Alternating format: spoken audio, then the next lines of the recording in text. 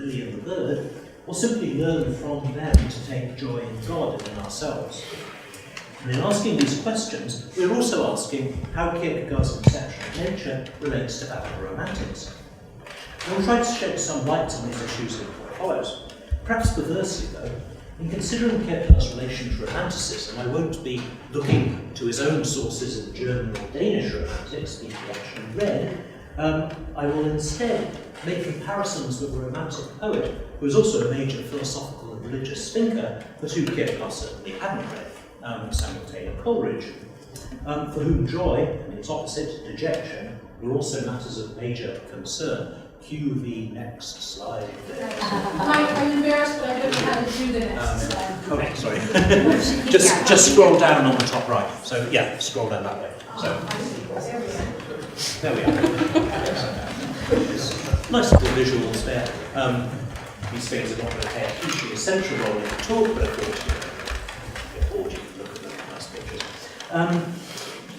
Okay, so how is it that we can learn silence, obedience, and therefore joy from lilies and birds?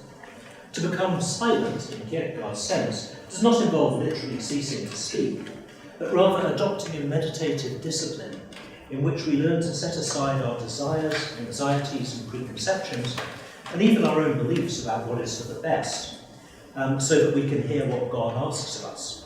Considering someone who is anxious to pray rightly to God, Kierkegaard says, and all these quotes are from these discourses on the lily and bird, gradually, as he, the person wanting to pray, becomes more and more fervent in prayer, he had less and less to say. Finally, he became completely silent. He became silent. Indeed, he became what is, if possible, even more opposite to speaking than silence. He became a listener. He thought that to pray is to speak. He learned that to pray is not only to be silent, but is to listen. And so it is. To pray is not to listen to oneself speak, but it is to become silent, to wait until the one praying hears God. End quote. Similarly, we need to cultivate obedience, which means simply the unconditional willingness to act in accordance with what one hears in these conditions, when one silently listens to God. To develop these virtues of silence and obedience is to set aside our egotistical demands to be constantly in control, to speak rather than listen, to order rather than to obey. That's you. In this we can take the lily and the bird in their simple, unself-conscious harmony with nature and with their own natures as exemplars and inspirations. But of course they are silent and obedient in this sense because it's simply their nature to be so. We have the task of becoming silent and obedient. It's not something that we are automatically. And of course our task is not simply to become as they are, but to become silent and obedient in a properly human way. I will turn in a moment to what that involves. Silence and obedience lead to joy, not just as a causal result or as a kind of byproduct. Rather, to be silently obedient and attentive to God is to be freed from one's cares and anxieties and therefore joyful. This we can again see exemplified in the lily and the bird, which are simply present to themselves without any of the characteristically human anxieties about what the future will bring. As another quote from the discourses, their teaching of joy, which their lives in turn express, is quite briefly as follows. There is a today. It is. Indeed, an infinite emphasis falls upon this is. There is a today, and there is no worry, none whatever, about tomorrow or the day after tomorrow. This is not like-mindedness on the part of the lily and bird, but it is the joy of silence and obedience. When because of silence and obedience tomorrow does not exist, then in the silence and obedience today is. It is. And then the joy is, as it is in the lily and the bird. Okay, this joy is not to be confused with happiness, which comes and goes as circumstances change. That is the point of joy being unconditional. Quote, the one whose joy is dependent on certain conditions is not joy itself. Aware, no doubt, that he might be accused of sentimentalizing or prettifying nature, Kierkegaard readily admits that it is full of pain and suffering. Quote, yet the lily and the bird do have sorrow also, just as all nature has sorrow. Unquote. But still they accomplish, quote, something that looks almost like a miracle, in deepest sorrow to be unconditionally joyful. Of course, Kierkegaard's not really concerned with the details of ornithology or botany as such. The lyrical picture of the lilies and birds is there to encourage us all to cast our cares on God. Quote, cast all your sorrow upon God, totally and unconditionally, just as the lily and the bird do. Then you will become unconditionally joyful, like the lily and the bird. The unconditional joy is simply joy over God. The reality of suffering is not denied, but through it all we can rest in the unconditional joy of knowing we are loved and sustained by God. This joy is unconditional because the condition that God loves and cares for us is always necessarily met. Hence the absolute joy, which consists in our being present to ourselves, freed from anxieties about tomorrow, is grounded in joy over God and our relationship to God. While these discourses have a lot to say specifically about the lilies and birds, they do of course take them as illustrative as nature as a whole. It is from all of nature that we should learn silence, obedience and joy. In the discussion of obedience, we are told to give heed then to nature around thee. And Kierkegaard goes on to an extended lyrical evocation of nature, part of which I already quoted. The sighing of the wind, the echo of the forest, the bird, the brook, etc., is all assent, unconditional obedience. This is what I didn't quote. And the mettlesome force of the rushing wind, the easy pliancy of the cloud, the liquid fluidity of the sea and its consistency, and the swiftness of light and the still greater swiftness of lightning, is all obedience. Romantic attention to and delight in nature is certainly present in this passage, but what we are to learn from nature is not just about nature in itself, it is about nature's obedience to God. And as the passage continues, Kierkegaard shifts from emphasising the sensuous immediacy of nature to emphasising its law-governed order and regularity. Quote again, the sun's rising on the stroke of the clock and its setting on the stroke of the clock, and the shifting of the weather as if on a signal, and the alteration of the rising and the ebbing tide at different times, and the correspondence of the seasons and their precise changes, all of it together is obedience. Indeed, as Kierkegaard continues, nature seems to become absorbed into God. Quote, for nature so understood is all of it nothing. It is nothing else but unconditionally God's will. The very instant it is not unconditionally God's will to cease to exist. Here nature's dependence on God and obedience to God's will is so stressed that its independent being is apparently denied. A little later, the lily and bird commended for believing that all which comes to pass is unconditionally God's will. This apparent assertion of strict determinism is strikingly coming from Kierkegaard, surprising. Isn't he concerned to stress freedom? Does he really mean it? Maybe all of which comes to pass would on the face of it include all human actions, in which case it would seem that even our sins are willed by God. This is not a very palatable conclusion, though Luther and Calvin, amongst others, were willing to bite that particular rule. But perhaps Kierkegaard's language allows for the interpretation that God's will for us is that we act freely, so he doesn't directly will that we sin, but wills not to prevent us from doing so. Well, this indeed seems to be what is suggested in another passage where Kierkegaard distinguishes between what happens in nature and in the human sphere. In nature, quote, it is not merely, as it is in the human world, that because God is the Almighty, therefore nothing comes to pass without his will. No, here it is at the same time because all is unconditional obedience. End quote. Human beings can and do disobey God, but their disobedience cannot do even the least thing against him. By contrast, in nature, nothing even tries to disobey. Everything is just as God wills it to be. Well, this, of course, raises the problem of suffering, which, as we've noticed, above Kierkegaard admits is prevalent in nature. Specifically, the problem of animal pain, since on this view it would seem that such suffering must be directly willed by God. Everything is willed by God. Kierkegaard doesn't really address this issue, though. His concern is not with a theodicy of the animal world, but with what we can learn from nature. We should learn absolute obedience. And just because this doesn't happen naturally for us, it has to be an achievement. It is a greater thing for us to obey God unconditionally than it is for the lily and the bird, for whom this is just their nature. Kierkegaard is well aware that this demand for obedience is liable to stick in the throats of post-Enlightenment readers who choose the value of autonomy, and he no doubt enjoys emphasising it for precisely that reason. But isn't it legitimate to worry that this stress on silence and obedience involves setting aside our rationality and autonomy, and with them our very humanity? Kierkegaard himself notes, surely it is speech that distinguishes humanity above the animal, and then far above the lily. And despite the deterministic sounding remarks I quoted above, he does also assert that a human being is placed between these two enormous powers, by which he means good and evil, and the choice is left up to him.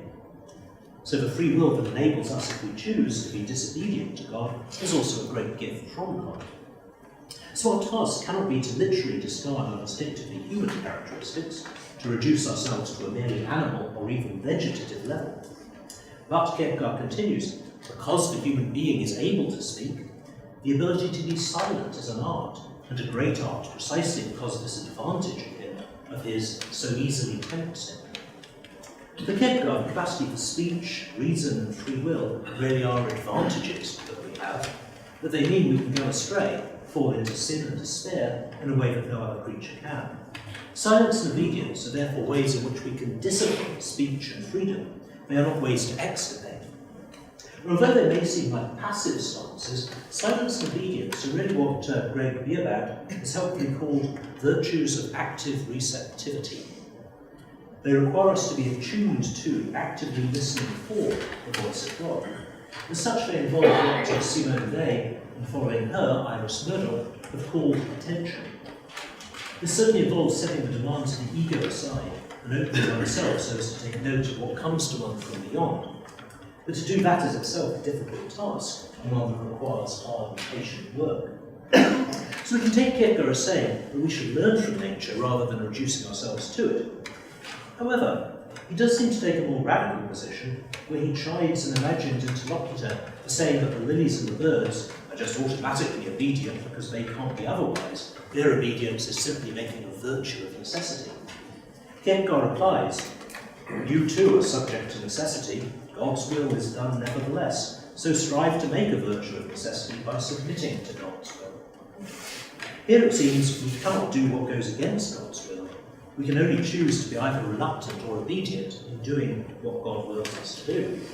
Our only freedom lies in the attitude we adopt to what must be.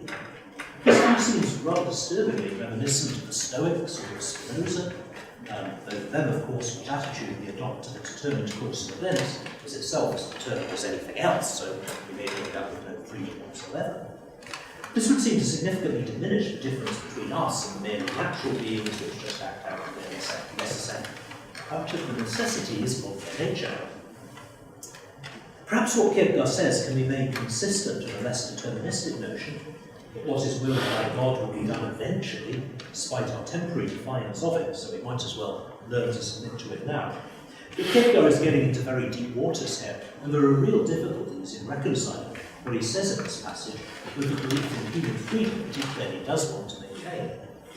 Perhaps we can charitably point out that Kierkegaard is not the only people to have got into trouble trying to navigate these deep and turbulent waters, and also note that the lily is not a theoretical treatise but an upbuilding discourse with a practical intent. And again, the intent cannot be that we lose our distinctive human capacities, nor that we adopt a complacent que sera, sera attitude of acceptance of whatever happens to be the case. For example, Kierkegaard himself showed no sign of thinking, well, if the Danish church is the way it is, that must be how God wants it to be, and we must be obedient to that. Really, his attitude. The intent, as noted above, is that we lead our lives with a joyful serenity in and through all our struggles and sufferings. Well, Kierkegaard does not solve the problem of freedom and determinism in these discourses. It would perhaps be a surprise if he had. And his rhetoric at some point does seem to me to leave too little autonomy or independence to even the natural world. He is in danger of presenting it as a sort of divine puppet show. Whatever reservations I have about the way in which he sometimes does this, the very fact of his presenting the natural world as a theophany, as a revelation of God, is I think, of great interest. And it does mark a point of real connection between his thought and that of the Romantics. Every sound thou hearest is all assent and conditional obedience. So in it thou can hear God, as thou can hear him in the music, which is the movement of the heavenly bodies in obedience. To listen to nature is to hear God speak. Coleridge, to introduce him now, does say something very similar. In a poem imagining his then infant son growing up, roaming freely among the beauties of nature, he assures him, "So shalt thou see and hear the lovely shapes and sounds intelligible of that eternal language which thy God utters, who from eternity doth teach himself in all, and all things in himself." In another poem from the same period, he imagines a friend on a country walk. "So my friend, struck with deep joy, may stand as I have stood, silent with swimming sense, yea, gazing round on the wide landscape, gaze till all doth seem less gross than bodily, and of such hues as veil the Almighty Spirit, when yet he makes spirits perceive his presence." It's interesting to note that in commenting on these lines in a letter to a friend, Coleridge remarked, "Remember, I am a Berkeley." Berkeley's idealism denies the physical world an existence independent of our God-given experience of it, which means that for Berkeley, sense experience is indeed the language God uses to communicate directly with us. Of course, Berkeley's theophanic vision is certainly exposed to the same criticism that I raised of Kierkegaard's. It leaves nature itself too thin and insubstantial, lacking independent reality. Well, Coleridge's Berkeley phase didn't last. Shortly after writing these poems, he visited Germany and became deeply influenced by Kant and then by Shelley. But the poetry doesn't depend on the philosophy. That is, the evoked experience of the natural world as God's self-revelation does not depend on being given one rather than another philosophical articulation. One does, however, want to raise the question of whether the experience of joy, which both Kierkegaard and Coleridge find in their experience of nature, is really joy in nature, or a joy in God which we reach through nature. That is nature merely a messenger, a means through which God communicates to us, or through which we rise to God, perhaps even a ladder we can discard after having climbed it? Or does it have some deeper or more essential role to play? Can the experience of nature itself be a source of healing joy, not merely a reminder of where else to look for it? Kierkegaard does in The Lily make it very clear that we are not merely to look to fancifully anthropomorphize nature in order to draw moral lessons about the importance of silence and obedience. Rather, the beauty of nature itself is something we should delight in and be mad over. Another quote. "For surely nobody can seriously think that what the lilies and the birds rejoice over, and the like of that, is nothing to be glad about? As this, that thou didst come into existence, that thou art in existence, that thou did become a man, that thou can see, only think, that thou can see, that thou can hear, that thou can smell, that thou can taste, that thou can feel, that the sun shines upon thee, for thy sake, when the sun is weary, the moon then begins, and the stars are lit, that it becomes winter, and the whole of nature dons a white robe, pretends to be a stranger, to delight thee, that it becomes spring, that the birds arrive in numerous flocks, and all this for thy delight." Here the beauty of nature and the senses we have to appreciate it with are seen as gifts of God, and the refusal to delight in them is seen as ingratitude to God. Kierkegaard, here at least, as I did mention, he does have his other moods, here at least though he is very far from the asceticism that would see nature as a competitor with God for our affections. To appreciate nature is to relate to God, for it is to react properly to the gift that God has given us. This may be true, I think, even if we are not consciously aware of nature as a gift of God. Kierkegaard would think it sad that people don't realise that nature is God's gift, but if they still find joy in nature, their attitude is surely better than of those who disdain it, perhaps especially if the latter do so out of a misplaced devotion to God. According to Simone Day, the love of the beauty of the world is what he calls a form of the implicit love of God. To think we have to choose between nature and God, moreover, is to think of God as just a limited being, a view which Kierkegaard firmly rejects. Quote, "If God were to speak, or would speak of himself, as if he were not the only one, absolutely everything, but merely another something or other, in such a case God would have lost himself and would not be God."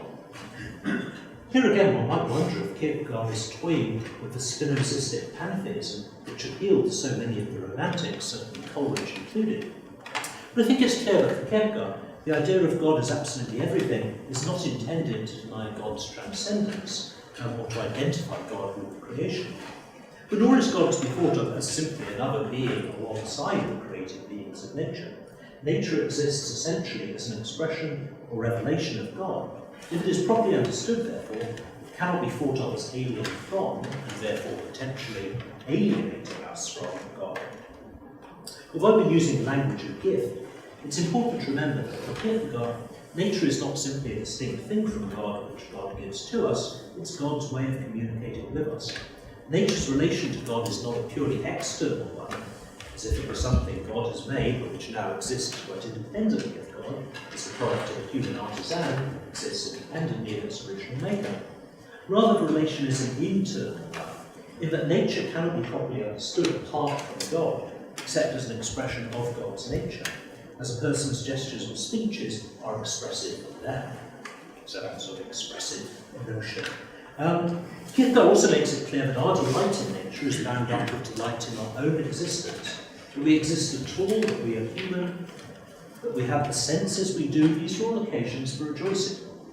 Part of what Kierkegaard means by being present to ourselves must surely be this conscious recognition of and delight in the most basic aspects of our human nature, which we tend to take for granted in our preoccupation with our more particular struggles, sorrows, and triumphs. But the simple fact of being human, of being embodied and sensuously endowed beings within a world of sensible beauty that we can appreciate and respond to, this is always an occasion for joy, irrespective of what else may be going on in our lives. One might still ask, well, why bring God into it? Can we not rejoice in nature and in ourselves as parts of nature, which can consciously appreciate the nature in which we are, without making reference to God?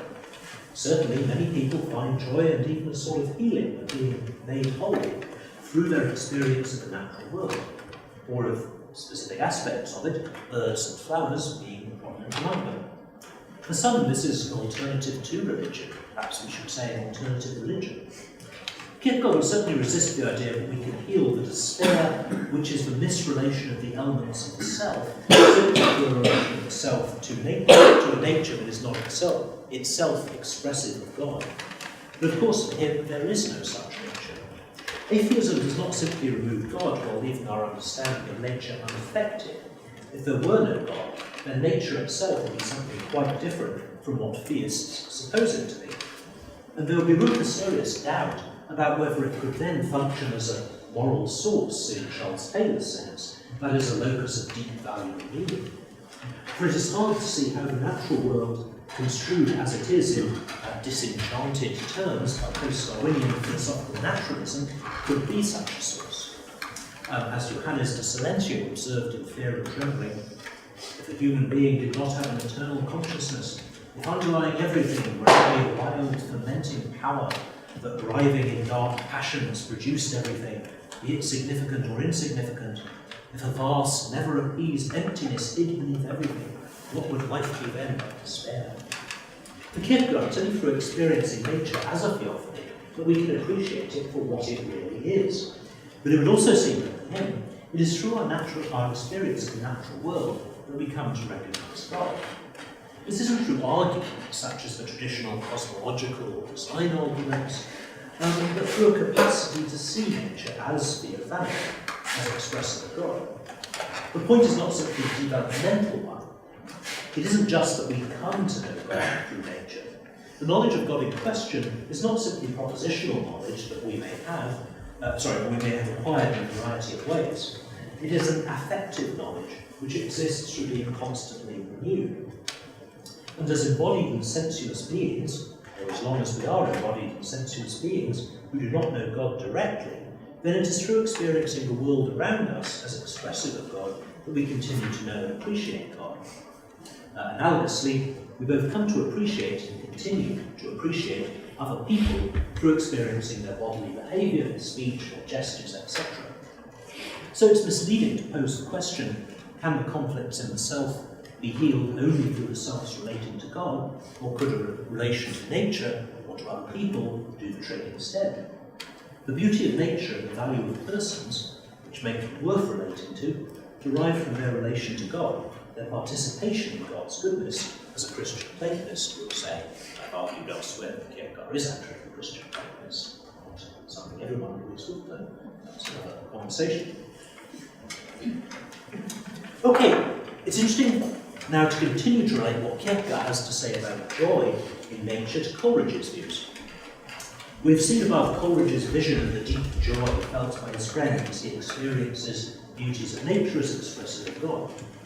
But though Coleridge always saw nature in relation to God, he also gave much more attention than Kierkegaard to the dense concrete particularity of the natural world. He was also much more physically engaged with us. Janine, if you can move us down to the next slide here.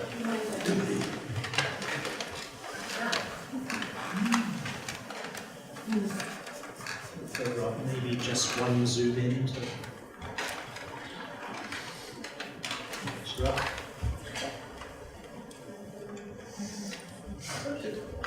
away. Then there's a little plus button there. Yeah, good. Okay. Ooh, lovely. Ooh. Almost seen there. Okay.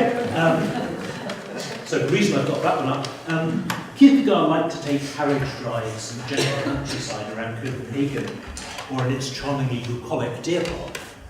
A few of the ominous denizens visible. Coleridge, by contrast, would walk for days in rough and trackless country. Okay, cue the next slide. I don't know if that will.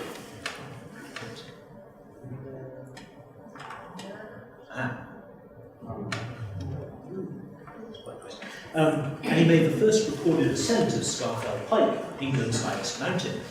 He actually kept a notebook with him while he was doing this, and he has sort of blow by blow account of how he was hanging by his fingertips from ledges for sheer drop of 20 feet below him, and how there was no way back up again, and there's another drop below that. And he sort of wrote that up after he got to the bottom of this series of ledges, but it makes exciting reading. It's published in his journal. So, a little more exciting than Kierkegaard's attempts at nature. Actually, just carry on down one. This is. Next slide. Yep.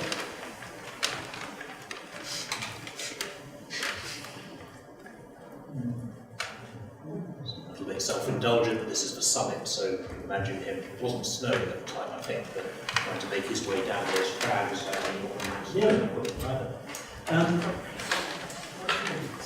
Okay, why do I mention this? Well, it's worth noting in this connection that Kierkegaard's appreciation of nature focuses much more on the beautiful than on the sublime. He is drawn to flowers and birds. Even here, he seems to be thinking more of sparrows than of eagles, not to mountains or cataracts. And as noted above, he is concerned with the order and regularity of nature, not its wildness or immensity. Perhaps this is just a consequence of the lack of mountains in Denmark. It's possible we can really see that. Though to note this preference for the beautiful over the sublime may be another way to express disquiet about Kierkegaard's anthropomorphizing and possible sentimentalizing of nature. It seems pretty rather than possibly terrifying. Coleridge, however, was certainly an appreciator of the sublime as well as the beautiful, and for him it remains true that our relation to nature, when we are rightly attuned to it, has a religious quality and is one of joy. As his biographer Richard Holmes puts it, for Coleridge the relation between mind and nature is at its deepest a mystical one, which can only be expressed in imaginative or symbolic terms. There is a transcendent or divine element within nature, which finds a living response within the heart of everyone. Mind and nature answer each other, and in that continuous living interchange, usually below the threshold of consciousness, is born what Coleridge called joy. Coleridge himself evokes this joy in his poem Hymn Before Sunrise, addressed notionally to Mont Blanc. Down just one more.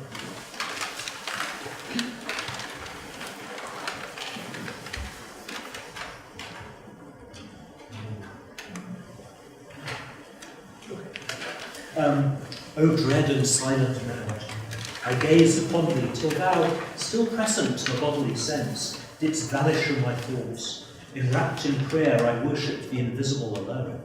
Yet, like some sweet beguiling melody, so sweet we know not we are listening to it, thou, the meanwhile, wast blending with my thought, yea, with my life and life's own secret joy, till the dilating soul enwrapped, transfused into the mighty vision passing, there as in her natural form, swelled vast to heaven. No, I have to let you down slightly here and say that Coleridge never actually saw Mont Blanc. It's a little bit like Kierkegaard in Denmark. We do have mountains in England, they're not terribly high. Scafell Pike can be quite formidable, but it's not nearly as impressive as Mont Blanc. So although this is a sincere expression of Kierkegaard's emotions in the face of the beauty and sublimity of mountain scenery, has to be admitted he cheated slightly because he thought Mont Blanc would have a more powerful effect of grandeur than mountains in Britain. So, sorry about that. So we need to go back to Scafell Pike to get us back to reality. Sorry. Well, up to a point, this seems to fit well with Kierkegaard's reminder to us of how wonderful it simply is to be a conscious, sensible being, to see, hear, touch, and feel. However, while Kierkegaard wants to encourage us to be more consciously attentive to the natural world, Coleridge, while he would certainly agree with that, also notes that our attunement to the wonder and beauty of the world may bring us a deep joy, even when our perceiving goes on below the threshold of consciousness. But for both of them, this joy can only arise if we are properly attuned. I've argued that joy for Kierkegaard is the presence to self through presence to God, through God making himself present to us through nature, which is the opposite of despair, which is the lack of self or presence to self. For Coleridge, the opposite of joy is not so much despair, but dejection, the word he uses. This state, most famously analysed by him in his poem, Dejection, an ode, is a depression in which all appreciation of, or all emotional enjoyment with, all joy in the world is lost. And then quote from Dejection: a grief without a pang, void, dark and drear, a stifled, drowsy, unimpassioned grief, which finds no natural outlet, no relief in word or sigh or tear. Dejection in this sense is not identical with Kierkegaard's despair. Dejection is defined phenomenologically in terms of what it feels like, while despair is defined structurally in terms of the misrelation of the aspects of our being. So now as Kierkegaard stressing the unconscious, while Coleridge focuses on conscious experience. Well, of course, Kierkegaard also pays careful attention, in The Sickness Unto Death, to the degrees of consciousness or lack thereof which accompany despair. But in both cases, a necessary relation to something outside of me is lost. Despair arises from the loss of what Kierkegaard calls a transparent relation to God. Dejection involves the loss of a relation to nature, that, as Holmes said, that continuous living interchange in which mind and nature answer one another. In both cases, a kind of intersubjectivity is supposed to rest at the heart of who we are, as a kind of personal relation between us and nature going back and forth. We are essentially relational beings, but our relatedness may become corrupted, stifled, or occluded. And where this happens, our relation to ourselves is stifled too. In his ode, Coleridge identifies the imagination as being what enables him to relate rightly to nature. There was a time when, though my path was rough, this joy within me dallied with distress, and all misfortunes were but as stuff where fancy made me dreams of happiness. The hope grew round me, like the twining vine, and fruits and foliage not my own seemed mine. But now afflictions bow me down to earth, nor care I that they rob me of my mirth, but each visitation suspends what nature gave me at my birth, my shaping spirit of imagination. Coleridge would later distinguish, in his more philosophical writings, between imagination and fantasy, the latter being the mere capacity for projecting and entertaining possibilities, while the former is a principle of insight into the true nature of things. It is imagination which enables us to perceive things in depth, as it were, and not merely note their surface appearances. The loss of this power to relate to what one perceives, to engage in real interchange with it, leaves one able only to blankly note appearances without being moved by them. All this long eve, so balmy and serene, have I been gazing on the western sky, and its peculiar tint of yellow-green, and still I gaze, with how blank an eye. Yon crescent moon, as fixed as if it grew in its own cloudless, starless lake of blue. I see them all so excellently fair, I see, not feel, how beautiful they are. Rescue from this dejected condition can only come from a change in his own inner state. The natural beauty he is observing cannot move by itself unless he brings his right attitude to his experience of it. It were a vain endeavour that I should gaze forever. It were a vain endeavour, though I should gaze forever on that green light that lingers in the west. I may not hope from outward forms to win the passion of the life whose fountains are within. He continues, O lady, we receive but what we give, and in our life alone does nature live. Ours is her wedding garment, ours her shroud. And would we aught behold of higher worth than that inanimate cold world allowed to the poor, loveless, ever anxious crowd? Ah, from the soul itself must issue forth a light and glory, a fair luminous cloud enveloping the earth. One might be tempted to read these lines in isolation as pointing to a sort of subjectivist view, on which the beauty and meaning we find in nature is really just our own projection. In context, though, I think we should not read this passage in a projectivist sense, but that would represent the triumph of dejection and the end of the whole romantic project of finding in nature a deep source of meaning. It would collapse the distinction between imagination and mere fancy, undermining the idea that imagination is a principle of insight rather than a faculty of daydreaming, a producer of pleasing illusions. And Coleridge was not so dejected to abandon conviction so central to his whole being. His point is not projectivism, though, but it's not a naive realism either. He doesn't just think of the beauty of nature just being out there, waiting for us to stumble upon it. The meaning that is present in nature does not come to us through our simply opening our eyes and staring. It arises, as it were, between us and nature, in our reciprocal interactions with it, and involves, as noted above, something akin to intersubjectivity. Joy, as we've seen above, is the state in which we experience the deep interconnection of our being with that of the natural world. But here Coleridge presents it also as being what we need to bring to nature in order to establish that link. Joy, virtuous lady, joy that ne'er was given, save to the pure and in their purest hour, life and life's effluence, cloud at once and shower. Joy, lady, is the spirit and the power which wedding nature to us gives in dower, a new earth and new heaven.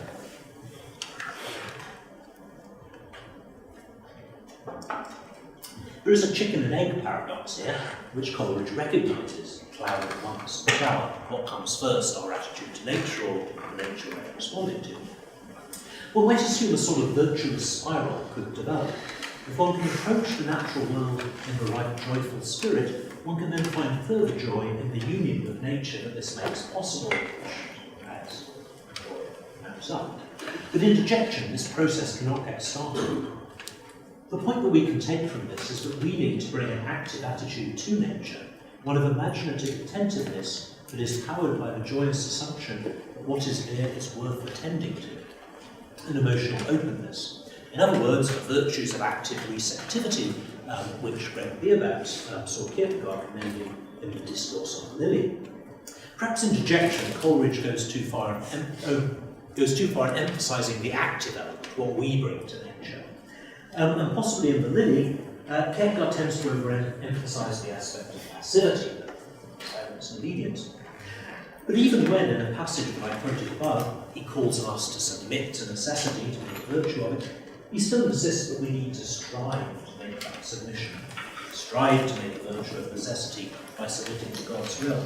Neither the active nor the passive or receptive factor can be dispensed. The two of them both have to go together. I think that's true for both Kierkegaard and Coleridge. It might indeed be claimed that Kierkegaard is altogether too active in his approach to nature, that he is in fact projecting into nature the moral and religious meanings he wants us to find there. A critic could point to his relentless anthropomorphizing of the birds and even the lilies, and their keeps referring to them in human terms, their intentions and desires and so on. Or indeed point to his insistence in the long lyrical passage I have quoted above that the changes in seasons and all of the beauties of nature are simply for our delight. Isn't this sort of anthropocentric, kind of normal, just there for us? Shouldn't we be learning to look at nature in a more disenchanted, less anthropocentric, more objective light? We should, of course, distinguish between the surface literary effects that Kierkegaard employs and his deeper meaning. Engaging as he is, critically but not unsympathetically, with romanticism, it's natural that he should use romantic devices such as anthropomorphism, ascribing poignantly human feelings to birds and even plants. And of course, he's well aware of what he's doing. The more serious point is that for Kierkegaard, as for Coleridge, realism and objectivism do not go together. That is, in their view, the way to experience nature realistically, to get at what it really is not to be dispassionate and detached. The neutral, objective gaze of the ideal scientist does certainly reveal real and important phenomena. But there are deeper metaphysical truths about nature that can only appear to one who approaches nature in the right spirit, one of emotional attunement, and openness to levels of significance and meaning that are to be found in the natural world. This is one of the enduringly relevant lessons of Romanticism, one that has been echoed closer to our time by, amongst others, Heidegger, at least for later Heidegger, by countercultural neo-romantics such as Theodore Roger, traditionalists such as the Iranian philosopher Syed Hossein Nazir, and advocates of deep ecology. It seems, though, to have Kierkegaard as well as Coleridge on their side, and it certainly seems that between them they have made a powerful case that the still dominant objective technological attitude to nature in our culture is not only practically unsustainable in terms of what it does to nature, but is also one that promotes a singularly joyless form of life. Thank you.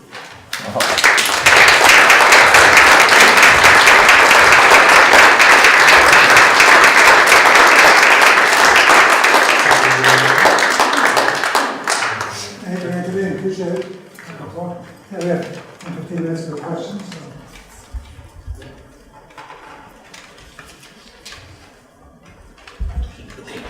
Yeah. Anthony, you gave a beautiful description of the romantic notion of the interchange between the subject and object, between the looker and the scene. But those romantic poets, Coleridge and in particular Wordsworth, tied this ability for projection followed by reception to youthfulness, and Wordsworth in particular, with a kind of mournful elegiac type, admitted that what he once could see, he can now see no longer. And that projective power, that kind of generative, interchanging projective power, was associated with his 20s and his mid-20s. And then as he aged and matured, so it faded. Coleridge makes a similar argument with slightly different meanings. This is a sad thing to say in a room of philosophers, but he blamed going philosophic for his loss of projective powers. Is there anything in Kierkegaard to tie up the way he formulates this relationship with the matter of the individual life, individual aging and maturing in the perceiver? Yeah. Certainly there is that theme of the fading of vision, and even Wordsworth would being its most intense in early childhood, the intimation. Kierkegaard, I think, doesn't see this as a sort of inevitable development with aging, certainly. Partly because he does see it in these terms of a religious duty. It's your duty to be silent and obedient, and joy can come out of that. If you're finding it hard to do that, then it may sound harsh, but this is sin. Despair is sin. I don't know if Coleridge is on the same page there. He certainly does think there's something as wrong with him. I mean, we can talk about his biography of the opium and all the rest of it. Whether it's opium or philosophy was more to blame is an interesting question. The Kierkegaard certainly, keeping that capacity for joy in nature, that does speak of youthfulness sometimes. So he also speaks to himself as being prematurely aged from childhood and never really having been.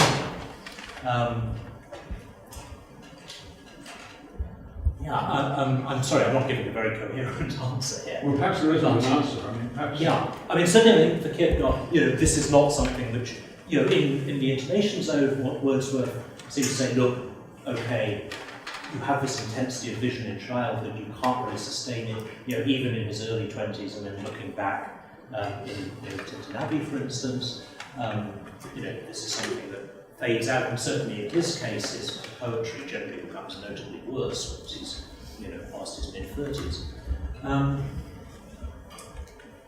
Kierkegaard didn't live long enough to maybe he'd have had something to say on the subject if he had. But it does seem to me that this is how you should be looking at nature, and it's a kind of religious duty. So even if you're feeling yourself tempted to do that, it's something that you should be able to do. Is how he sees it. Sorry, yeah. As your wife, it pleases me to learn of the great joy that you take in silence and obedience. That's not my question. That's just starting with a comment. And we do have a question, though. When you spoke about the relationship of God and nature, you used the language of expression, that nature is an expression of God. I think that one might more typically, philosophically, expect that perhaps nature would be the object of God's will. God wills this. God said, let there be light, and there's light, and it's a simple willing choice that leads to the existence of nature. I take it that your choice of the language of expression should lead us to think more about something either different or more rich than that going on in the relationship between God and nature. And so I wonder if you can just speak a little bit of that language of expression. Yeah, so I do think Kierkegaard doesn't think of God simply on the model of an artisan who creates a product and there it is, and you put it on the shelf and it's a separate thing.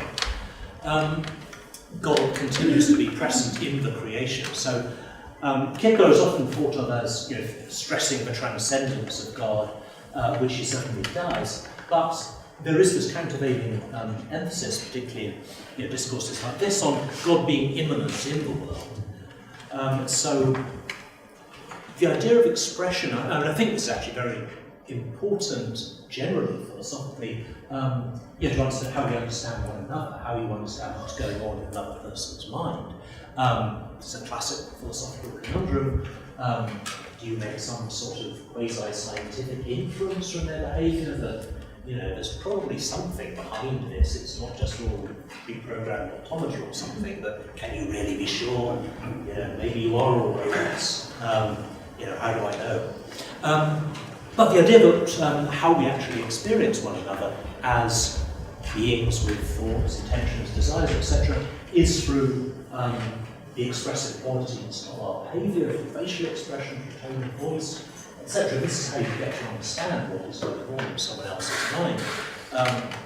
So the mind is not just a little internal character, piloting this mechanical body around, as in some perhaps caricature versions of Cartesian dualism, or indeed in some computational theories of the mind today, but that the body is in a sense the expression of the mind. It is what it is, a minded body, an embodiment of mind.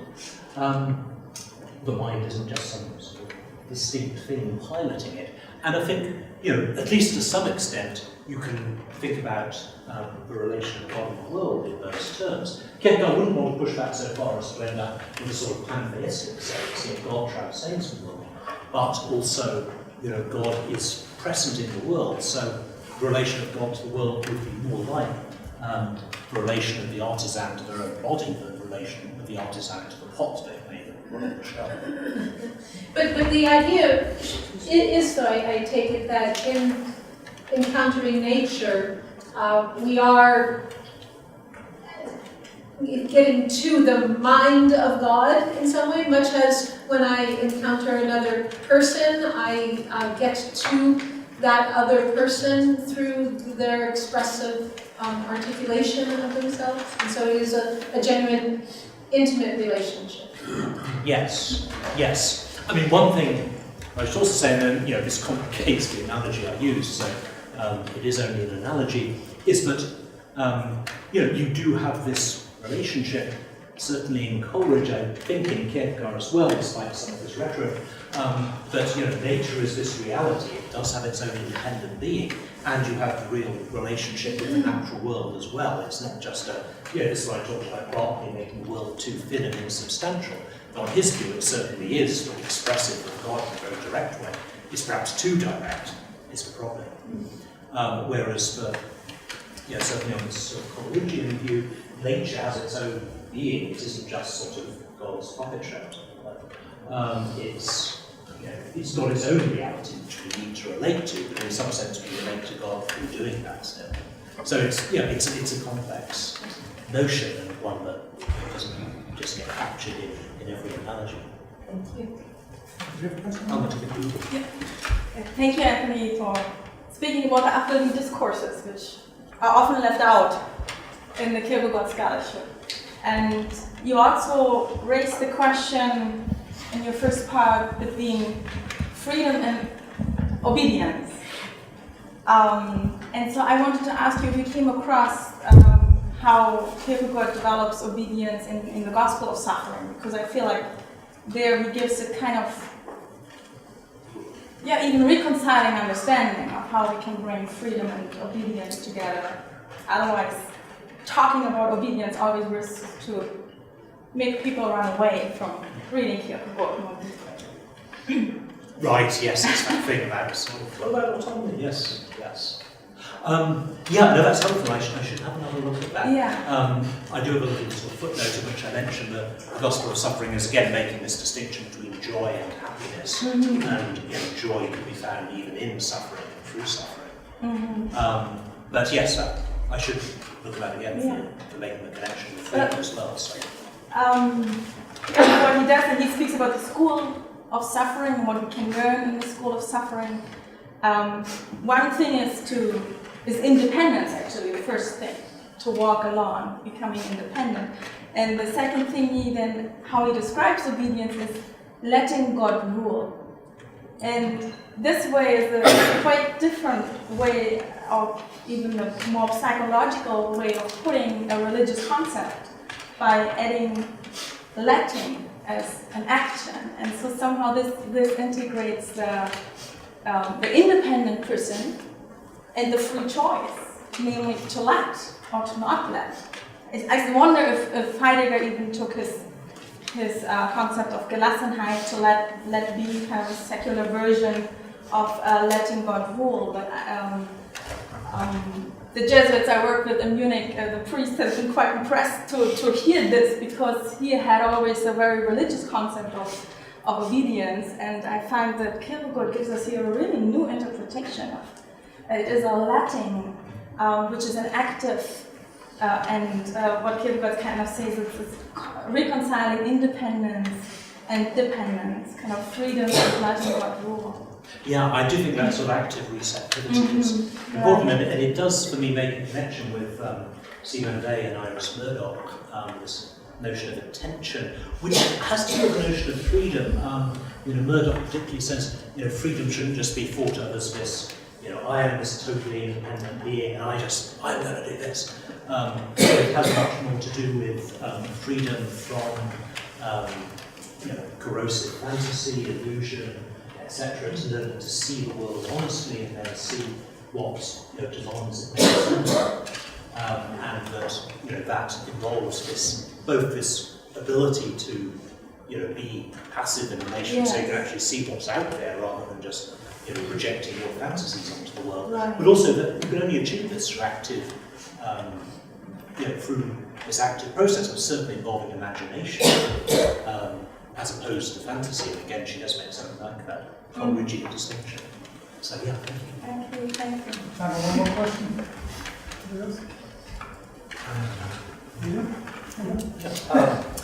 If I remember correctly, in the journals and papers, Kierkegaard talks about there being a first creation that has that law of nature that I'm talking about here. And then there's a second act of creation through Christ. And it's through the Christ and the paradox of Christ that allows you to properly relate to nature.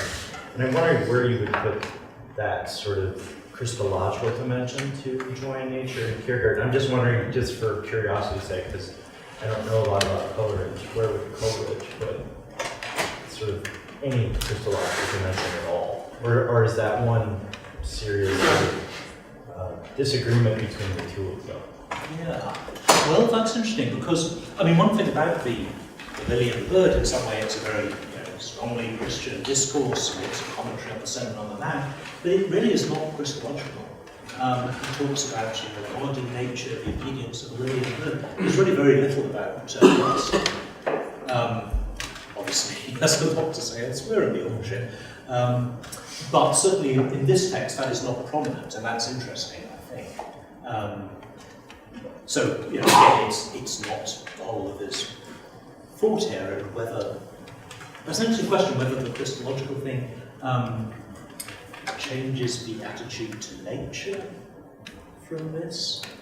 I mean, with Coleridge, you certainly get a shift in his thinking. I mean, as I mentioned, he was very attracted to Spinoza, to pantheism at one time, as well as to sort of Watkin and various other ideas. He never, I think, was totally pantheistic, but it wasn't until sort of later in his career that he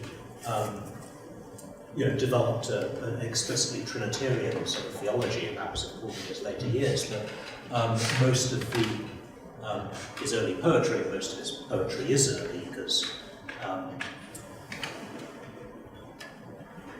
he never stopped writing poetry, and he never stopped writing good poetry, unlike Wordsworth, who wrote copious amounts of bad poetry as he went on, even after he sort of lost the gift. But Kierkegaard lost the gift of quantity, Coleridge lost the gift of quantity, if not quality. And so, most of the poetry there has this, much less theologically specific stuff going on. So I don't see there as being a directly Christological dimension in that sense of God in nature, the sort of Coleridge poetry I'm reading there. But it makes an interesting, conversation with the Kierkegaard of this discourse, because, as I say, again, there is perhaps surprisingly little Christological stuff in this discourse. I mean, I think what you have to say is an interesting question to talk about for both of them for other texts. So. Thanks very much.